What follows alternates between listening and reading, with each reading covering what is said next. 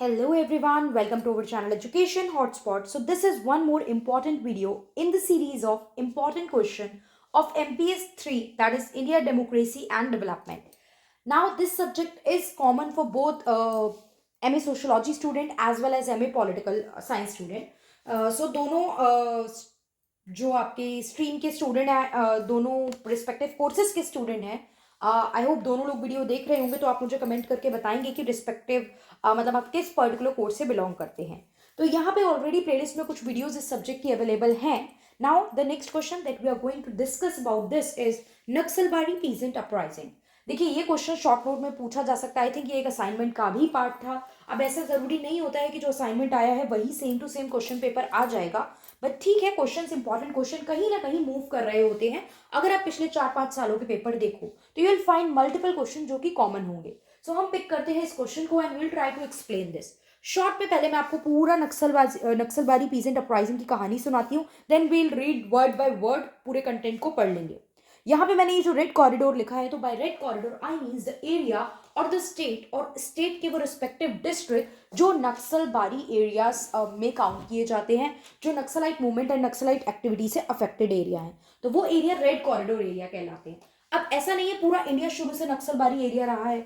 कुछ स्टेट में ये नक्सलबारी कंसेप्ट जो था ये धीरे धीरे इवॉल्व हुआ। नक्सलबारी कौन लोग थे जो जनरली आपका फॉलो करते थे कम्युनिस्ट वाली आइडियोलॉजी को। अब कम्युनिस्ट आइडियोलॉजी भी आप देखते हो, मार्क्सिज्म की अलग है, लेनिन आइडियोलॉजी अलग है, माओइज्म अलग है, तो इसमें भी रिस्पेक्टिव अलग अलग चीजें रही हैं। नॉर्मली अगर देखा जाए प्रैक्टिकल लेवल पे, तो जो मार्क्स का कम्युनिज्म था वो कम्युनिज्म एक उटोपिया बोला जाता है, that was not present in the actual practical world, but yeah, Leninist का concept, माओ का concept, that was there in the practical world। वहीं से आपके कम्युनिज्म के मतलब और डिफरेंसेस भी स्टार्ट हुए थे। तो यहाँ पे इंडिया में क्या हुआ था, देखिए पीजेंट अपराइजिंग बोला गया, हम आजाद हो गए थे लेकिन स्टिल वो जमींदारी सिस्टम और वो जो एक नेचर था कि जमींदार will rule and they will exploit the farmer, वो अभी गया नहीं था, दैट वाज स्टिल देयर। तो और जब आप किसी को इतना दबाओगे, लेबर को इतना एक्सप्लॉइट करोगे, तो एक टाइम आता है जब सब कुछ क्या होता है, बर्स्ट ऑफ होता है, when they were not ready to accept the exploitation जो आप कॉन्टिन्यूसली इतने सालों से उनके साथ कर रहे हो, वो ह्यूमिलिएशन लेने को अब और तैयार नहीं है, तो वो आवाज उठाएंगे। और यहाँ पे जो आवाज उठाई गई वो वॉयलेंस के फॉर्म में उठाई गई। देखो स्टोरी तो ये थी कि एक फटाफट से जो एक इमीडिएट रीजन था वो ये था, मन में तो भरा हुआ था, लेकिन इमीडिएट रीजन ये था कि एक किसान जो था, वो उनका एक सन जो था, वो काम कर रहे थे खेत पे, एंड जमींदार के कुछ जो एक कह लो गुंडे और जो लोग होते हैं उन्होंने आके उनको बहुत मतलब मारा, उनके साथ मार पिटाई करी। तो यहाँ पे ये जो चीज़ थी, इससे लोगों ने ये चीज़ यहाँ से लोगों ने ऑब्जर्व करा कि नहीं, अब हम ये सब नहीं लेंगे, now we will not tolerate this bullshit, हम ये बुलशिट टॉलरेट बिल्कुल नहीं करेंगे, and we will raise our voices against this thing that is happening. वहीं से ये चीज स्टार्ट हुई। स्टार्टिंग में ये कुछ स्टेट में थी, धीरे धीरे ये आगे बिहार, उड़ीसा, छत्तीसगढ़, झारखंड, मध्य प्रदेश, अलग अलग जगह पे देखने को मिली, और आज भी इसका इम्पैक्ट जीरो नहीं हो गया है। Government is still fighting for to curb this Naxalbari impact. Government अभी भी इस चीज से लड़ रही है।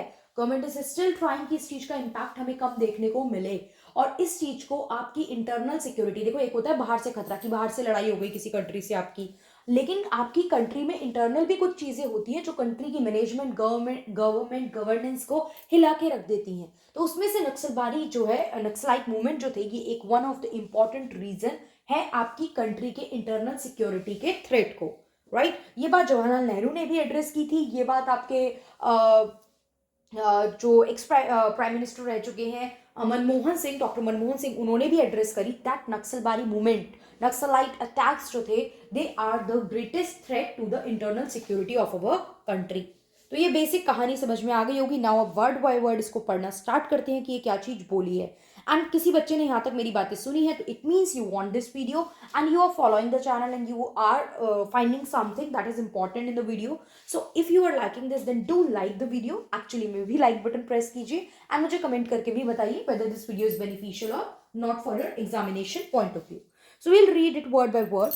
It was an arm peasant revolt in 1961। Starting 1961 से हुई, आर्म था, सीधी बात है, शांति से बैठ के करने वाला प्रोटेस्ट नहीं था। In the Naxalbari block of Siliguri sub division in Darjeeling district, West Bengal, India. West Bengal से स्टार्ट हुआ। नक्सलबारी एक विलेज था जहां से ये चीज स्टार्ट हुई, दैट्स वाई इसका नाम भी क्या पड़ गया था, नक्सलबारी। जो था मूवमेंट पड़ गया था। और ये मूवमेंट अलग अलग फेजेस में हुआ, ये नहीं कि ये जो इस बार पे ये जो अपराइजिंग हुई, पीजेंट रिवोल्ट हुआ, आपने उसको मूवमेंट बोल दिया, नहीं। नक्सलाइट मूवमेंट नक्सल का पूरा एक फेज रहा है जो आज भी चीजें चल रही हैं, एग्जिस्ट करती हैं आपकी कंट्री में। This movement want to change the whole society, not the condition of peasant only. अब ये बहुत सारी चीजों में चेंज चाह रही थी, अभी आगे हम देखेंगे भी। This movement focuses that power comes from barrel of gun and not by slogan and non violence. शांति से बैठ के प्रोटेस्ट करने से चीजें नहीं होंगी, बंदूक उठाओ, हथियार उठाओ, लड़ो, उसी से पावर आपके पास आती है।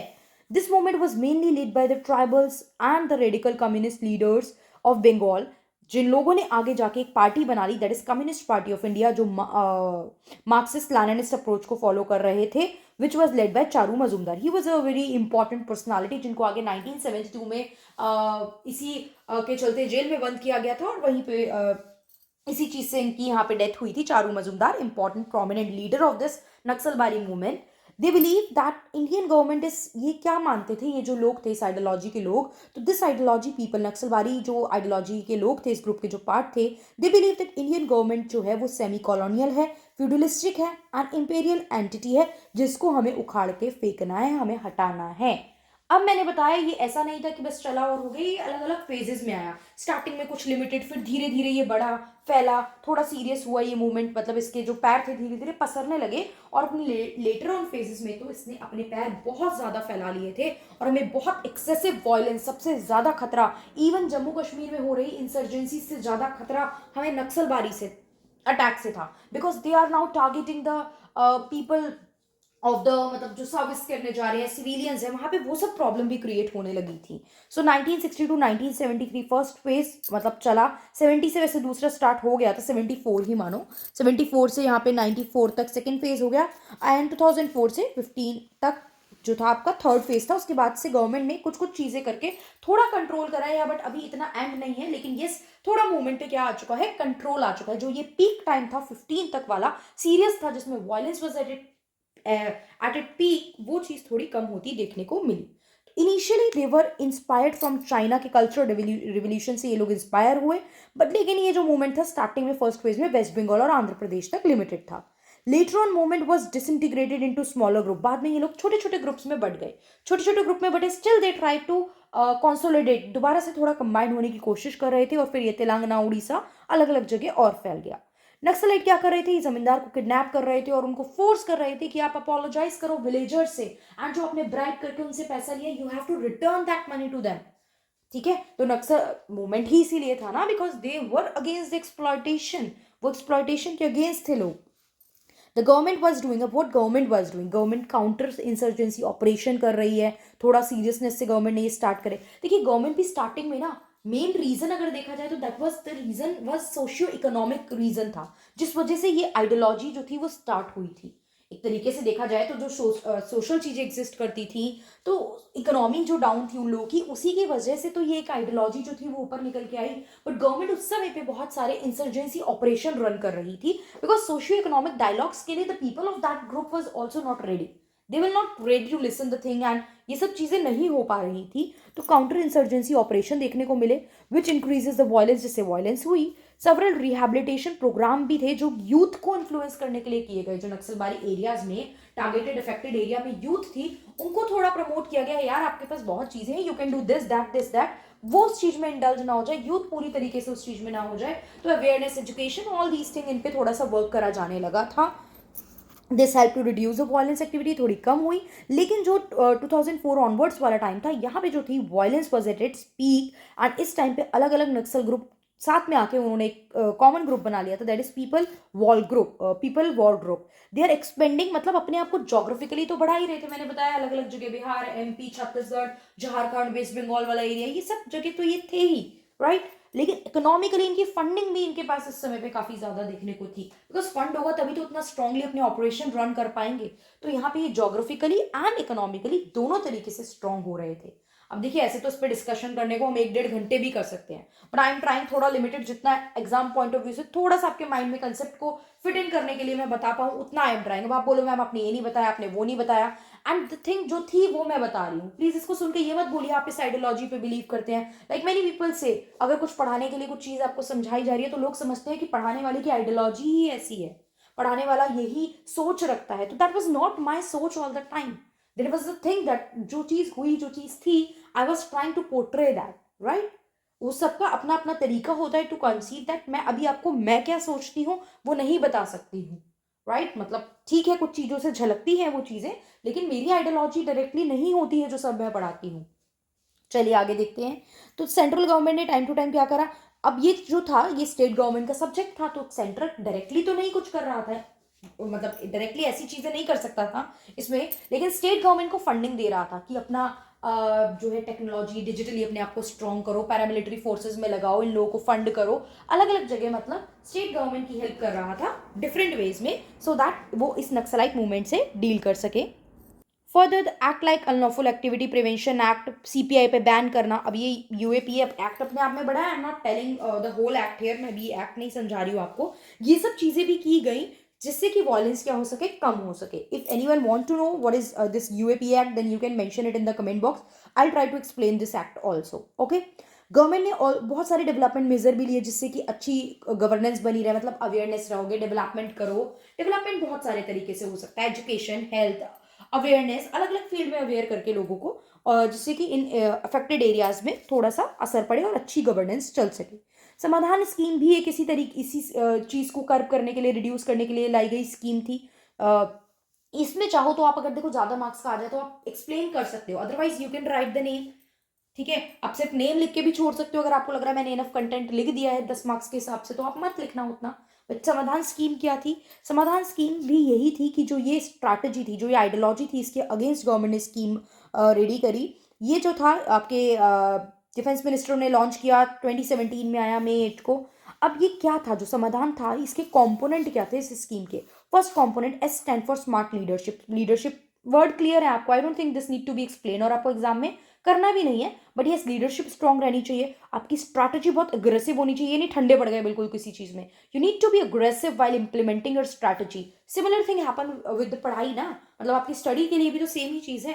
आप बिल्कुल मोटिवेशन में आए, आपने 2 दिन तो बिल्कुल जग के रातों पढ़ लिया, और तीसरे दिन चौथे दिन फिर आप हफ्ते भर के लिए गायब हो गए. No, that should not happen. वो एक एग्जाम आ रहा है तो वो स्ट्रैटेजी आपकी इस तरीके से होनी चाहिए कि वो अग्रेसिव दिखे. तो यही चीज़ है, यहाँ पे डील करने के लिए आपको इनके साथ एक अग्रेसिव स्ट्रैटेजी रखनी है.